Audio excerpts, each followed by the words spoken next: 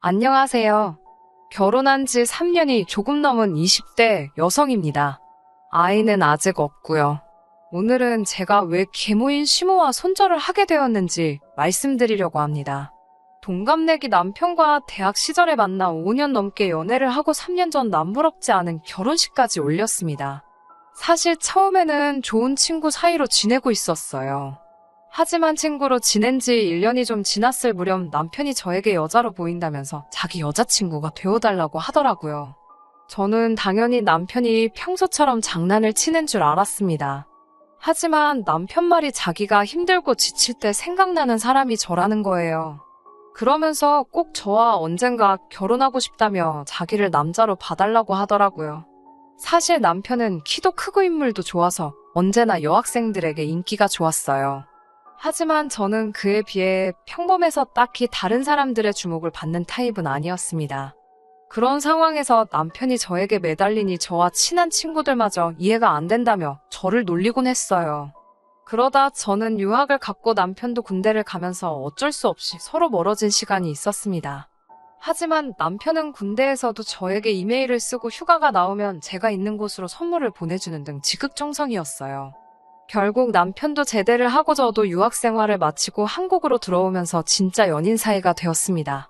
남편은 자기를 받아줘서 너무 고맙다면서 앞으로 평생 제 눈에서 눈물 나는 일 없게 해주겠다고 입버릇처럼 말했어요. 그리고 약속대로 남편은 늘 절 우선순위에 두었고 배려와 친절로 저를 대해주었습니다. 저희 친정 부모님도 우리 딸 아주 공주 대접을 받고 연애를 한다며 좋아하셨고요. 그렇게 연애를 하다가 우연한 기회로 남편의 가정사를 알게 되었네요. 사실 남편 부모님이 다 살아계시고 여동생이 하나 있다는 정도로 알고는 있었지만 그 안에 어떤 사연이 있다는 건 모르고 있었어요. 그러다 한 번은 남편과 둘이 술을 마시게 된 적이 있는데 제가 왜 나를 그렇게 좋아하는 거냐고 물었습니다. 그랬더니 남편이 가족들이 주지 않는 사랑과 포근함을 저에게서 느꼈다는 거예요. 그 말을 듣고 사실 좀 놀랐습니다. 늘 저에게 아낌없이 사랑을 주는 남편이었기에 당연히 큰 사랑을 받고 자랐을 거라고 생각했거든요. 남편이 이어서 말하기를 친어머니는 남편이 어렸을 때 집을 나가셨대요. 혼자 드신 아버지가 어떻게든 아내의 흔적을 찾으려고 백방으로 수소문을 하고 신고도 했지만 결국 찾지 못하셨고 그렇게 혼자 힘으로 남편을 키우시다 남편이 10살쯤 되었을 때 재혼을 하셨다고 해요. 새어머니에게는 남편보다 3살 어린 딸이 있었는데 그때부터 남편이 소위 치여서 차별당하며 자랐나 봐요. 학교에서 힘든 일이 있어도 남자가 그런 것도 혼자 해결 못하냐며 핀잔을 주셨고 부모님이 오시는 행사에도 이따금씩 아버지 혼자 오실 뿐 어머니는 그 어디에도 계시지 않았다고 해요. 그래도 나를 늘 우리 아들이라고는 불러주신다며 멋쩍게 웃는 그 얼굴이 얼마나 슬퍼 보였는지 모릅니다. 아무튼 그렇다 보니 누구를 만나서 결혼을 하고 아빠가 된다는 상상을 할 수가 없었다고 해요. 그런데 저를 만나면서 가족을 꾸리고 싶은 생각이 들었다고 합니다.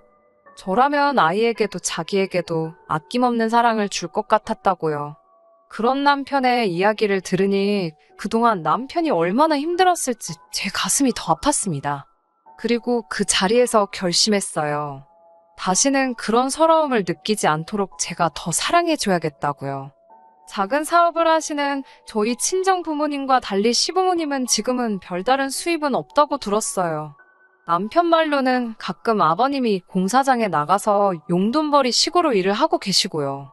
하지만 대부분의 수입은 아버님이 받으시는 연금이 전부일 거라면서 덧붙이기로 사실 자기는 잘 모른다고 했어요. 대부분 새어머니가 관리하다 보니 자기가 파악하기도 좀 힘들다고요. 그래서 결혼할 때도 좀 힘들게 시작해야 할 수도 있을 것 같다고 솔직히 이야기하더라고요. 사실 연애하는 동안 남편이 경제적으로 넉넉하지 않다는 건 벌써 눈치채고 있었기 때문에 오히려 미리 사실대로 말해줘서 고맙더라고요. 저는 남편에게 누구나 힘든 시절은 있는 법이니까 이제 우리 둘이 힘을 합쳐 열심히 살면 된다고 걱정하지 말라고 말해줬어요. 남편은 제 손을 잡고 눈물을 흘리며 정말 너 같은 여자가 자기 인생에 찾아와줘서 너무 기쁘고 행복하다며 앞으로 어떻게든 저 하나만큼은 책임지고 세상에서 제일 행복한 여자로 만들어주겠다고 다짐을 하더라고요. 사실 돈이라는 게 있다가도 없고 없다가도 있는 거잖아요. 많으면 편하고 좋겠지만 없으면 벌면 되니깐요. 반면에 저에게 이렇게 큰 사랑을 주는 사람은 제가 따로 돈으로 살 수 있는 게 아니니까 비교할 수 없는 거라고 생각했어요. 남편의 사정을 진작부터 알고 계시던 친정 부모님도 돈 같은 건 걱정하지 말라고 하시면서 부족한 건 우리가 도와주면 되는 거고 넌 앞으로 우리 아들이나 마찬가지니까 마음 편하게 살라고 남편을 다독여 주셨습니다. 남편은 정말 자기는 로또 맞은 거나 다름없다면서 기뻐했고요. 그렇게 저희 부부는 결혼을 하게 되었습니다. 사실 남편의 개인적 상황이 그렇다 보니 5년 넘게 연애를 하면서도 남편의 가족을 만날 일은 없었습니다. 그러다 본격적으로 결혼 이야기가 나오면서 처음으로 시부모님을 만나게 되었어요. 남편에게 들은 것도 있고 그렇다 보니 부담스러웠던 것도 사실이에요. 그래서 큰맘 먹고 백화점 가서 단정한 정장도 사고 첫 인사에 들고 갈 선물도 사고 많이 신경을 썼습니다. 남편은 무리하지 말라고 했지만 그래도 남편 집에 가는 첫 인사인데 잘 보이고 싶은 게 당연하잖아요. 막연히 시모와 예비 신우가 저를 좋아해주면 좋겠다는 생각도 했어요. 내가 예쁜 짓을 많이 하면 우리 남편도 예쁘게 봐주지 않을까 그런 계산도 있었고요. 하지만 제 예상은 처음부터 보기 좋게 산산이 조각나 버렸습니다. 시댁에 도착해서 들어가니 시모랑 신우가 거실 소파에서 일어나지도 않고 저를 쳐다보며 왔니? 들어와라라며 차갑게 인사를 하더라고요. 저는 일단 집 안으로 들어가 이거 하면서 사간 꽃바구니랑 화과자를 내려놓았어요. 신우가 힐끗 보더니 어차피 시드는 거 뭐 저런 데다 헛돈을 쓰지 이러면서 들으라는 듯이 한 소리를 하더라고요. 그러더니 시모는 너 어른들한테 단 게 얼마나 안 좋은지 몰라서 이런 걸 먹으라고 사왔냐며 우리 아들이 맹꽁이 같은 여자를 좋아하나 보내라며 비꼬는 거예요. 처음부터 이렇게 욕을 먹으니까 눈물이 핑 돌더라고요. 그런데 지금 눈물을 보이면 절대 안 되겠다 싶어서 씩씩하게 웃으면서 죄송하다고 했어요. 다행히 남편이 이러실 거면 그냥 데리고 나가겠다고 하니까 시모가 내가 며느리 될 애한테 말도 편하게 못하냐면서 아이고 미안하다 하시더라고요. 남편이 한숨을 내쉬니까 오빠는 너무 물러서 문제라며 신우가 미안해요 언니 한마디 하더라고요. 당연히 가짜 사과라는 건 알았지만 남편 체면도 있고 하니까 그냥 아니에요 하고 말았어요. 남편은 저를 소개하면서 얼마나 제가 좋은 사람이고 제가 자기한테 중요한 사람인지 몇 번을 강조하더라고요. 그러면서 아무리 며느리여도 딸이다 생각하고 사랑해 주셨으면 좋겠다고 신신당부를 했어요. 시모는 귀찮다는 듯이 적당히 하라면서 저더러 보통 여우가 아닌가 보네. 우리 아들을 저렇게 구워 삶은 걸 보면 이라고 하더라고요. 어른이 말씀하시는데 말씀이 너무 심하신 거 아니냐고 따질 수도 없고 답답하고 화도 났어요. 하지만 괜히 제가 한마디 했다가 남편이 더 난처해지는 건 아닐까 싶어서 꾹 참았습니다. 다행히 말씀 없이 듣고 계시던 시부도 거 좀 적당히 하라며 시모를 말려주셨고 그러자 시모가 아이고 알겠네요. 네네 빈정거리며 방으로 들어가 버렸어요. 신우도 시부에게 아빠는 왜 엄마한테만 뭐라고 하냐면서 입술을 내밀고는 시모가 들어간 방으로 따라 들어가 버렸고요. 순식간에 어색한 분위기가 흐르고 제가 어떻게 해야 하는 건지 이 모든 게 저 때문인 것 같아서 좌불안석으로 앉아 있었습니다. 그때 시부가 신경 쓰지 말라면서 남편과 저에게 얼른 받으라며 통장 하나를 건네주시더라고요. 그러면서 남편에게 네 생일이 비밀번호라고 말해줬어요. 얼른 집어넣으래서 뭐냐고 물을 새도 없이 남편이 주머니에 쏙 집어넣었습니다. 그때 방문이 딱 열리면서 셋이서 뭘 그렇게 수근거리냐고 뭔 이야기를 했냐면서 시모랑 신우가 나오더라고요. 시부는 아무것도 아니라면서 밥이나 먹자고 자리를 털고 일어나시더군요. 정신없이 첫 만남을 마치고 집으로 들어오는 길 남편과 카페에 들려 시부가 준 통장을 열어봤어요. 그 안에는 3천만 원이라는 큰 돈과 함께 시부가 쓴 편지가 한 통 들어있었어요. 우리 아들이 어느덧 이렇게 자라서 사랑하는 여자를 집으로 데려오다니 꿈만 같다면서 둘이 싸우지 말고 행복하게 지내라고 적혀 있었습니다. 더 못해줘서 미안하다는 말씀과 함께 저에게도 아들 잘 부탁한다고요. 오늘 처음 뵌 시부인데도 그 절절한 아들에 대한 사랑이 느껴져서 코끝이 시큰해지더라고요. 남편도 눈이 벌게져서 금방이라도 울 것만 같았어요. 저는 남편에게 우리 아버님한테 잘하고 살자 진짜로라고 말하며 남편 손을 꼭 잡아주었습니다. 친정 부모님께 이 일을 말씀드리니 귀한 돈이니까 함부로 쓰지 말라며 좋은 사돈을 만난 것 같다고 좋아하시더라고요. 그런 친정 부모님께 차마 시모와 신우가 저를 어떻게 대했는지는 털어놓을 수가 없었습니다. 그렇게 남편과 저는 결혼식을 올렸고 친정 부모님이 원래 가지고 있던 소형 아파트에서 신혼살림을 시작할 수 있었습니다. 월세 안 내고 사는 대신 열심히 돈 벌고 모아서 독립하라는 친정 부모님의 배려였어요. 그렇게 신혼살림을 시작한 지 한 달쯤 지났을 무렵이었습니다. 집안일을 하고 있는데 시모에게 전화가 오더라고요. 전화를 받으니 다짜고짜 이따 저녁에 남편하고 시댁으로 오라고 했어요. 제가 무슨 일이시냐고 물으니까 이따 와서 이야기하자면서 전화도 딱 끊어버리셨습니다. 제가 남편에게 전화해 아무래도 심각한 일인 것 같으니 늦지 않게 집에 오라고 신신당부를 했어요. 남편과 시댁에 도착하니 시부모님과 신우 모두 저희를 기다리고 있었습니다. 그런데 예전과는 다르게 시모가 저에게 너무 따뜻하게 대해주는 거예요. 오느라 고생하지는 않았냐면서 갑자기 오라고 해서 미안하다고요. 그러더니 신우도 언니 하면서 저한테 말을 걸고요. 보통은 먼저 말을 거는 일은 없고 시비를 걸거든요. 제가 떨떠름해하면서 무슨 일 때문이시냐고 물었습니다. 시부는 고개를 푹 숙이고 아무런 말도 하지 않고 있었어요. 그러자 시모는 네 시아버지가 암에 걸렸다면서 한숨을 푹푹 내쉬는 거예요. 저와 남편이 놀라서 아버님을 바라보면서 이게 무슨 소리냐고 소리쳤습니다. 그러자 시모가 병원에서 다 검사하고 확인한 거라면서 이제 어떡하면 좋겠냐고 난리였어요. 제가 지금 몇 끼냐고 물으니 그런 건 모르겠고 나도 이제 다 늙었고 네 신우 시집도 가야 되는데 아픈 사람을 어떻게 돌보냐고 한탄을 하더라고요. 집에 아픈 친정아버지가 있다고 그러면 어떤 남자가 우리 딸을 좋아하겠냐면서요. 그러면서 저희더러 시부 병간호 좀 하라고 하더군요.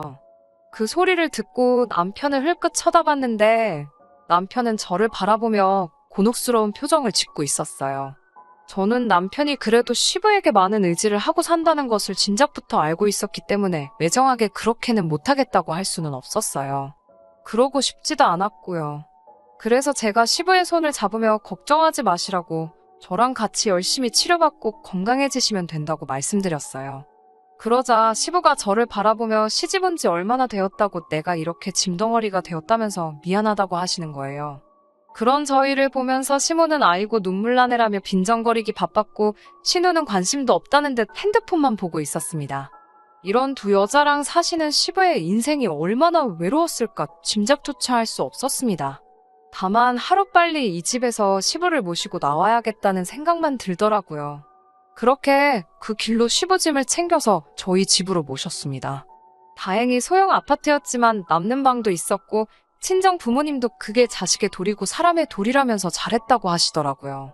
그렇게 시부를 모시고 온 뒤 병원을 다니기 시작했습니다.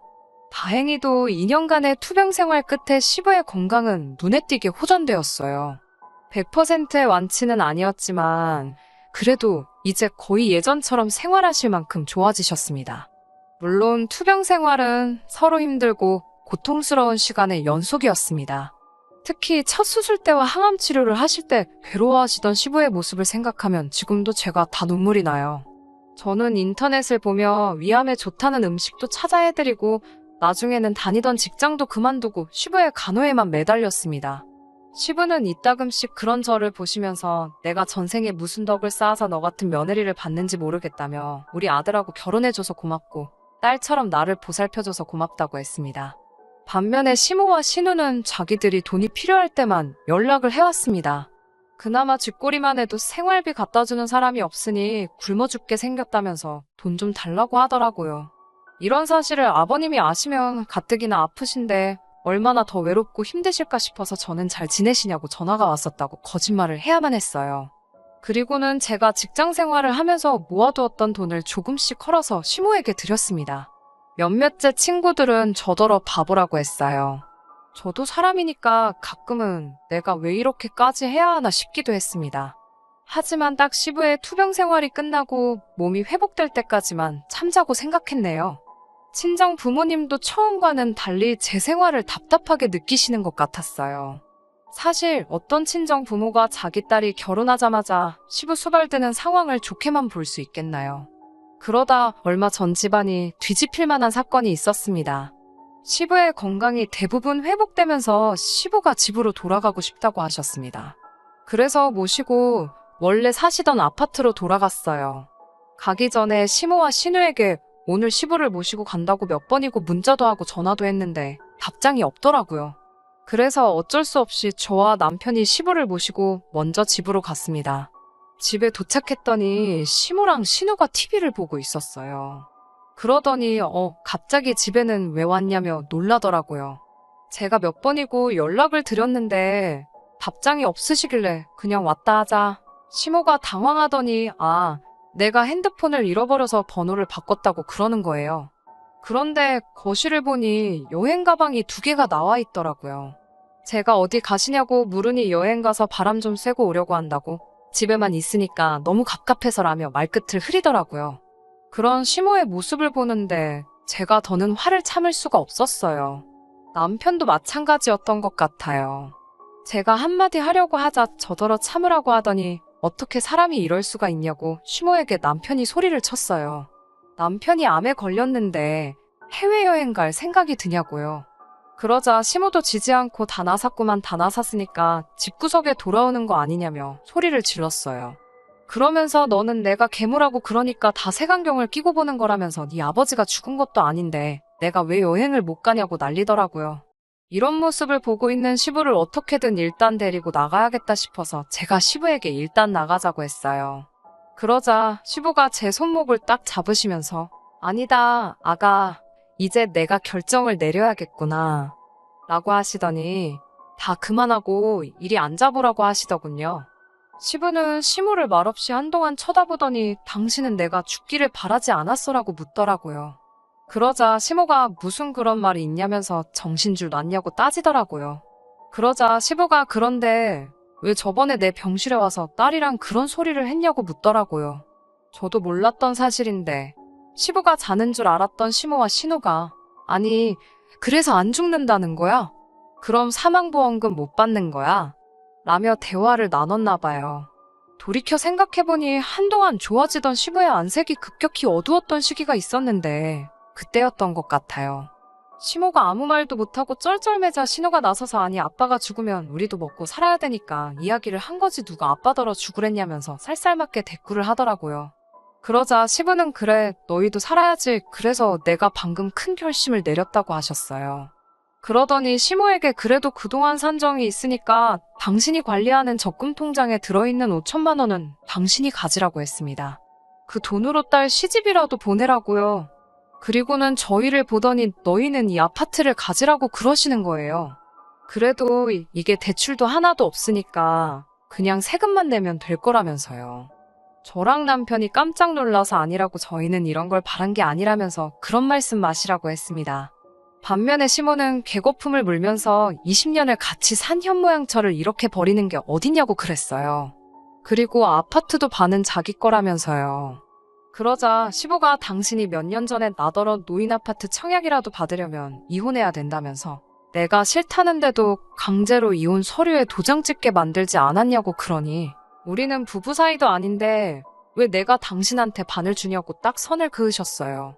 그러면서 시부는 시모에게 당신도 살림살이 정리하고 해야 할 테니 내가 일주일 시간을 주겠다면서 그 사이에 짐 빼라고 안 그러면 이제 서러움하고 지저분한 꼴 보게 될 거라면서 저희에게 한 일주일만 더 신세 좀 지자고 그러시더군요.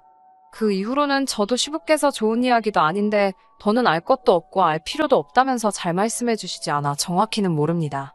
하지만 시모와 신우가 저와 남편에게 몇 번이고 전화해 네가 네 시아버지 좀 잘 달래보라고 저희를 설득하려고 들더라고요. 남편은 시부에게 도대체 그런 여자랑 왜 이렇게 오랫동안 같이 사셨냐고 물었대요. 그러자 시부는 그래도 엄마 자리가 비어있는 것보단 있는 게 낫겠지 싶어서 참으셨다고요. 아들이 나중에 장가갈 때 엄마도 없이 컸단 소리 들을까봐 걱정이 되셨다고요. 그러면서 시부도 남편에게 너는 왜 그렇게 참고만 있었냐고 물어서 남편은 그래도 아버지가 그분을 사랑하시는 줄 알았다고 그래서 아버지가 사랑하시는 분이니까 어떻게든 견디고 어른으로 대해드려야지 생각했다고요. 서로의 마음을 확인한 부자가 서로 엉켜 안고 눈물을 흘리는 걸 보니 며느리이자 아내인 제 마음도 말로 표현할 수 없을 만큼 벅찼습니다. 결국 시부의 뜻을 이기지 못한 시모는 시부에게 매달려 1,000만 원 더 받아서 신우를 데리고 집을 떠났습니다. 그리고 그 아파트로 저희 부부가 이사를 했어요. 근처에 작은 방 얻어서 혼자 살겠다며 며느리 시집살이는 죽어도 못 시킨다는 시부를 제가 어르고 달래서 지금은 셋이서 같이 살게 되었습니다. 제가 주말에 친구라도 만나고 오는 날이면 두 남자가 청소며 빨래도 해놓고 가끔 요리도 해놓더라고요. 친정 부모님도 저더러 이제는 정말 시집 잘 갔다면서 이제 아무 걱정도 없다고 하셔요. 저 요즘 정말 행복합니다. 끝까지 들어주셔서 감사합니다. 오늘의 사연은 여기까지입니다. 구독과 좋아요, 알람 설정 부탁드리고 더 좋은 사연으로 다시 찾아뵙겠습니다. 감사합니다.